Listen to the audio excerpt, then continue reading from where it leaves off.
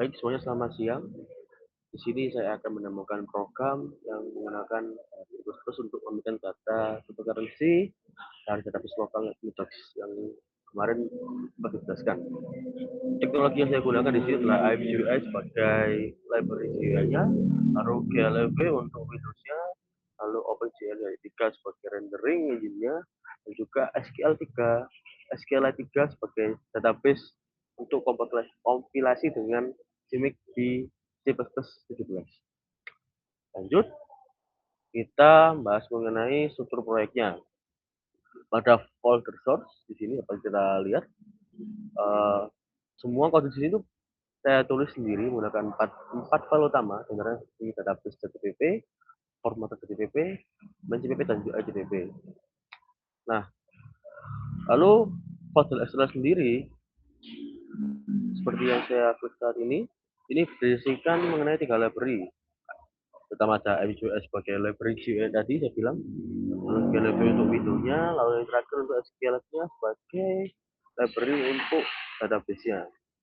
Lalu pada folder database di sini ini berisikan database yang berisikan data yang kemarin sempat kirim dengan berukuran memori seperti 637 MB yang berisi lebih dari 1000 pasangan koin. Lalu di sini saya akan bahas mengenai cara kerja program. Pada main CPP, program pertama itu mengintegrasi mengenai GLB dan membuat window berukuran 4499 pixel.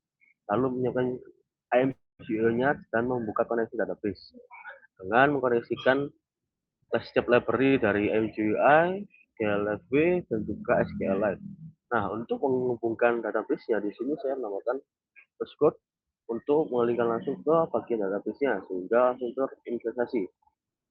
Nah, juga saya menambahkan passcode yang berfungsi sebagai render looping agar sistem GUI-nya itu berjalan secara 60 fps tanpa sehingga lebih smooth dan tampilannya itu lebih stabil.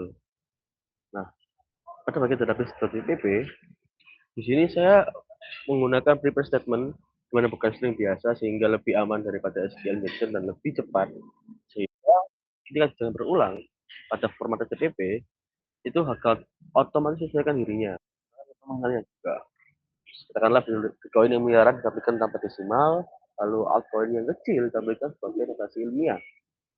Lalu pada teknis UI-nya, UI-nya ini, loading dapat dilakukan di background thread agar UI tidak jadi lebih ke bukan tidak pernah sih minimalisir sekalipun database itu besar ya berdasarkan jutaan database. Nah, selain itu juga data diproteksi dengan mutex agar tidak jadi konflik antara thread UI dan thread loading. Tapi juga menggunakan virtual hanya baris yang terlihat di layar header sehingga 1000 koin plus itu tetap mulus di 60 fps juga jauh sekalipun kondisi tidak optimal. Nah, lalu kita langsung ke proses proses akses ke GUI-nya langsung.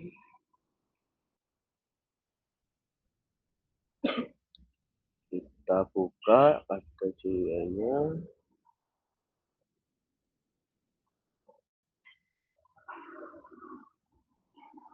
Oke, sudah keluar.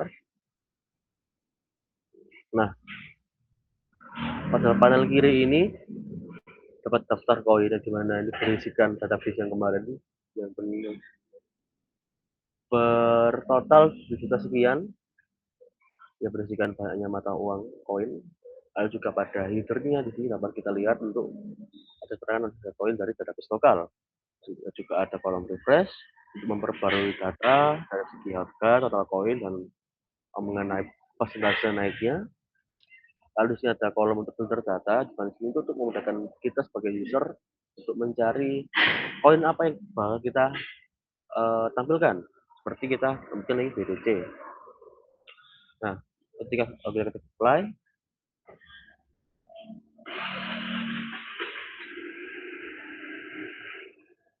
nah ketika sudah keluar, otomatis ketika kita mau filter hanya ingin menampilkan BTC aja, atau filter koin keseluruhan akan menampilkan BTC aja.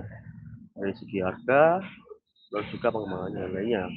Dan ketika kita menekan satu, contohnya, di sini dapat kita jelaskan pada ringkasannya, dapat total koin, dan juga ada kenaikan dan turun. Nah, lalu pada korum juga ada detail koin mengenai pairingnya, lalu juga mengenai harga tertinggi dan juga perubahannya. Nah, setelah itu, program ini saya menerapkan beberapa prinsip teknis seperti separation of concern antar modul, reserve untuk loading asinkron, prepare statement untuk keamanan database, juga fitur sekolah untuk performa dan custom timing terintegrasi dari tampilan Binance dan View. Sekian, terima kasih dengan saya. Apabila ada salah, mohon dimaafkan.